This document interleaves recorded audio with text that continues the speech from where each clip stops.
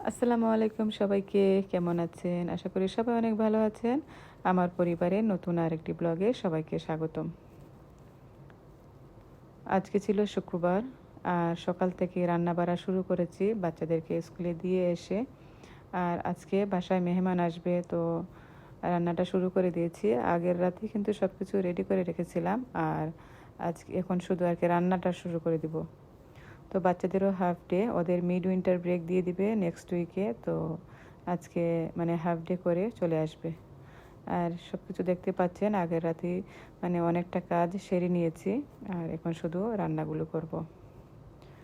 আর বাচ্চারা যেহেতু বাসায় চলে আসবে আর্লি, তো ওদের জন্য আলাদা করে একটা নাস্তা রেডি করে নিচ্ছি। আর একদম মানে ঝটপট যে রান্নাটা মানে করা যায় আর কি, নাস্তাটা আজকে বানাচ্ছি নুডলস, একদম বাংলাদেশি স্টাইলে পেঁয়াজ কাঁচামরিচ তারপর ডিম দিয়ে যে নুডলসটা আমরা বাংলাদেশে থাকতে খেতাম, কোকুলা নুডলস, ওইটাই বানাচ্ছি আর কি।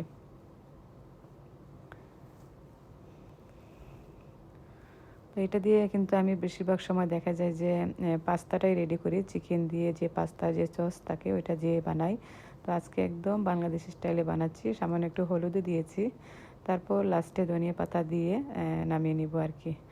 আর আমার মনে হয় নুডলসটা যত বেশি ভাজা হয় তত বেশি মজা লাগে। তো আমি এটাকে খুব ভালোভাবে ভেজে নিচ্ছি, তারপর আর কি ধনিয়া পাতা দিয়ে নামিয়ে নেব। আর রান্না যেহেতু অনেক, শেষ করতে হবে। আর এই যে আমার লক্ষ্মী সোনামণি, ওর তো শুক্রবার হলে স্কুল থাকে না, তো ও দেখা যায় যে বাসায় থাকে। আর ও যেহেতু একা, দেখা যাচ্ছিল যে ওর সময় যাচ্ছিল না আর কি। একটু পর পরে আমার সাথে এসে স্কুলের অনেক গল্প জুড়ে দিল। আমার কাছে কিন্তু ভালোই লাগছিল, ওর সাথে গল্প করে করে রান্নাটা সেরে নিচ্ছি। আর এই যে এটা হচ্ছে হাঁসের মাংস। তো হাঁসের মাংসটাও বসিয়ে দিয়েছিলাম। এগুলো আসলে আগের রাতে আমি সব কিছু রেডি করে রেখেছিলাম, যাতে করে শুক্রবারে সকালে তেমন একটা মানে ভেজাল না হয় আর কি। কারণ হচ্ছে আমি শুক্রবারে এমনিও রান্না বাড়ার ঝামেলা রাখতে চাই না, কিন্তু যাদেরকে আর কি দাওয়াত করেছি ওরা কিন্তু শুক্রবার ছাড়া পারবে না, তো এই জন্যই আর কি শুক্রবারই করছি।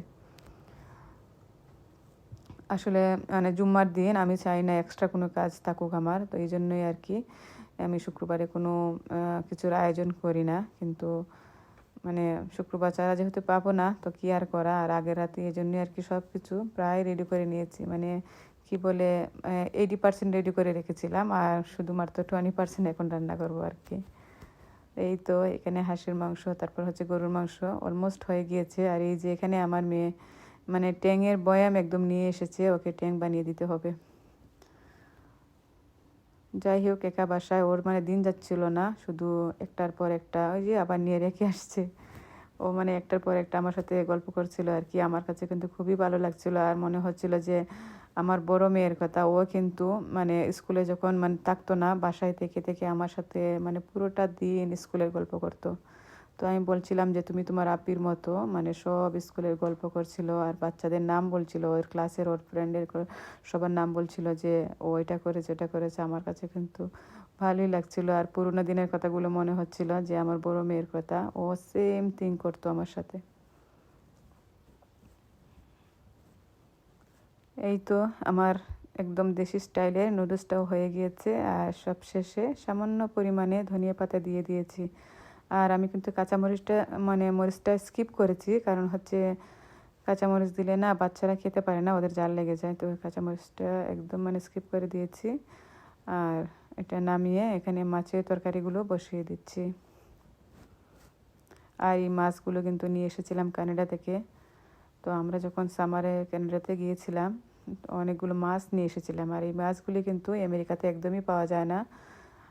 এক সময় ছিল মানে মানে 7-8 বছর হয়েছে মনে হয় যে মাছগুলো আর পাওয়া যায় না। আগে কিন্তু আমরা খেতে পারতাম এই মাছগুলো।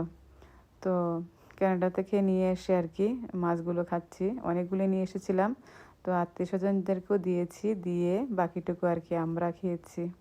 আর এটা হচ্ছে বাছা মাছ, আর টমেটো তরকারি রান্না করেছি বোয়াল মাছ দিয়ে। মাছটাকে কিন্তু আমি আগে একটু কি করে নিয়েছি, কি বলে, একটু হলুদ আর লবণ দিয়ে তেলে ভেজে নিয়েছিলাম, যাতে করে কোনো স্মেল না আসে। অনেক সময় কিন্তু দেখা যায় যে ফ্রিজিং মাছগুলোতে একটা স্মেল থাকে, বিশেষ করে মানে তেলের মাছ যেগুলো থাকে, লাইক বোয়াল মাছ বা আইর মাছ, এগুলো তো একটু তেলের মাঝে ভেজে আমি রান্না করে নিয়েছি। আর এখানে যে হাঁসের মাংসটা রান্না করেছিলাম ওটাকে লাস্টে আমি একটা বাগার দিয়ে নিচ্ছি। আর একটা মশলা দেখতে পেয়েছেন দিয়েছি, এটাকে আমার হোমমেড একটা মশলা, এটা দিয়ে দিই যাতে করে হাঁসের মাংসের মধ্যে আর কোনো মানে স্মেল না থাকে। আর আমি কিন্তু হাঁসের মাংসটাকে একদম মাখিয়ে সব মশলা দিয়ে বসিয়ে দিয়েছিলাম। আর আমার এই রান্নাটা আমার শ্বশুরবাড়ির সবাই পছন্দ করেছিল। আর আজকে যাদেরকে দাওয়াত করেছিলাম ওরা কিন্তু খুব বেশি পছন্দ করেছিল, মানে বলেছিল যে এটা আমার স্পেশাল রেসিপি। এ তো ভালো লেগেছে ওদের কাছে। তো এই যে মানে একদম লাস্টে ফাইনাল লুক আমার হাঁসের মাংসের। আমি কিন্তু আমার এই রান্নাটাকে বলি আমার স্পেশাল হাঁসের মাংসের রেসিপি। তো আমার সব রান্না প্রায় শেষ। এই পাশে আমি এখন চিকেনের যে কুরমাটা ওইটা রান্না করে নেব। আর আমি আস্ত চিকেন করেছি তো ওটা দিয়ে দিব। তো এখানে প্রথমে আমি বেশি করে তেল দিয়ে তার পেঁয়াজ দিয়ে দিচ্ছি, পেঁয়াজ বেরেস্তা করে নিব। Assalamualaikum, Mama. Mama, today we're going to play in the snow.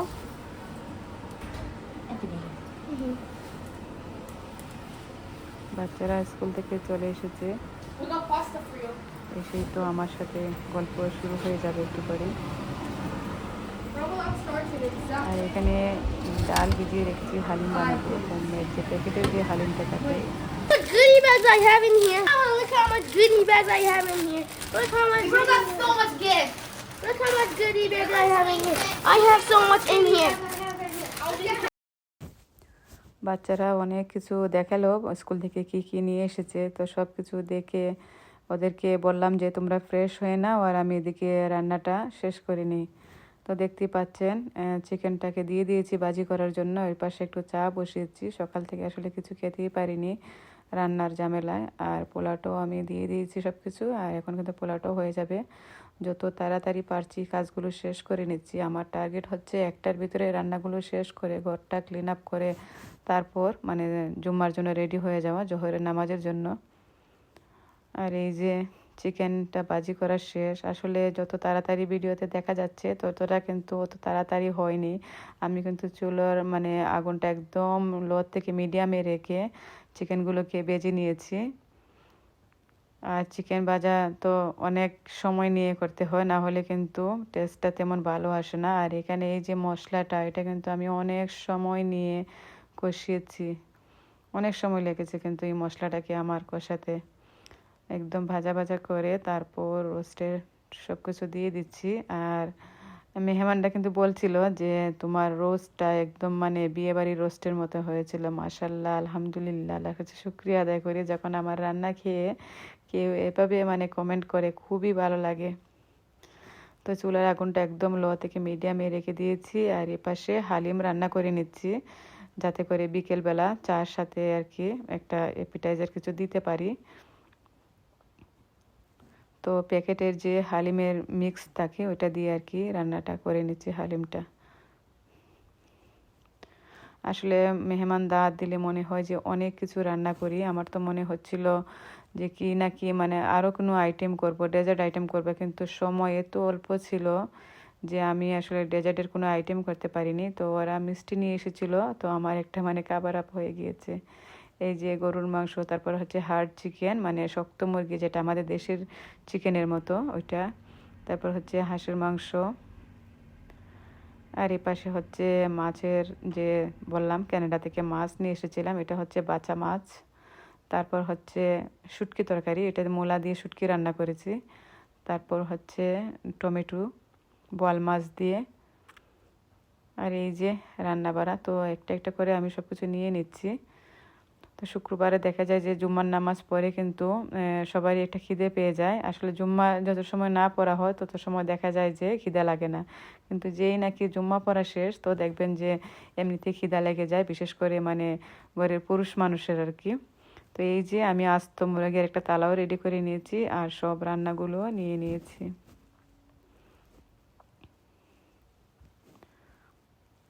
মাশাল্লাহ, সবাই খেয়ে বলেছিল অনেক মজা হয়েছে, এটাই আসলে সার্থকতা। তো সবাই মিলে একসাথে খেয়ে নিলাম, বাচ্চারাও ছিল ওরাও খেয়ে নিয়েছে ওদের সাথে, যদিও বা বাচ্চাদেরকে নিয়ে খাওয়া যায় না, দেখা যায় যে ওদেরকেই খাওয়াতে হয়। আর এই হচ্ছে আমার হালিম, হালিমটাও মজা হয়েছিল। এই হচ্ছে আমার আজকের সারাদিনের ব্লগ। আশা করি আপনাদের কাছে ভালো লেগেছে, আর যদি ভালো লেগে থাকে অবশ্যই কমেন্ট করে জানাবেন। সবাই ভালো থাকবেন, আমাদের জন্য দোয়া করবেন, আমরাও সবার জন্য দোয়া করি। আল্লাহ হাফিজ, আসসালামু আলাইকুম।